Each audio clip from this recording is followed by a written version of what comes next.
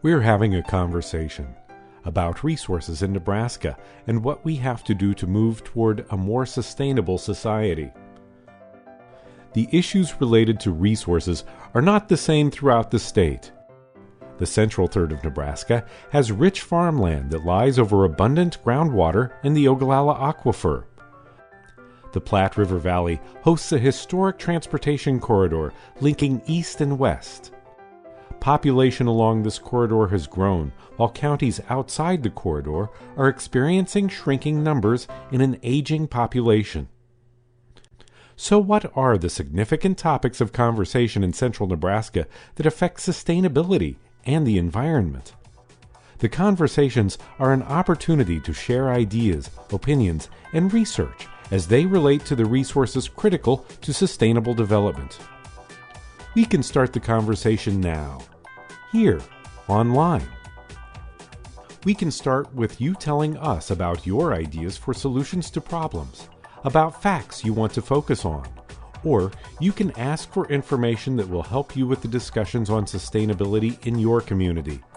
By sharing questions, information, and resources ahead of time, we can start preparing for the conversation now. As we think about land, we know that central Nebraska is an agricultural powerhouse. What are the sustainable practices being used and developed in agribusiness? What changes are on the horizon, and where are the opportunities? How are the threats and opportunities different in towns, on the farms, or on ranches? Water. Is it there when you need it? This great resource lies in abundance underground, yet threats include years of drought, overuse, and contamination. What are the greatest threats to water stability?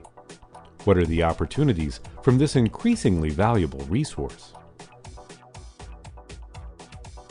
Energy.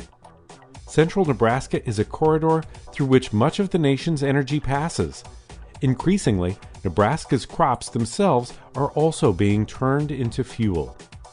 What role will biofuels play as a source of energy for transportation or for farm equipment? What new energy sources do we have within the state, and what new infrastructure would they require? Materials. Our buildings, our cars, our infrastructure, our communication devices, materials come from somewhere.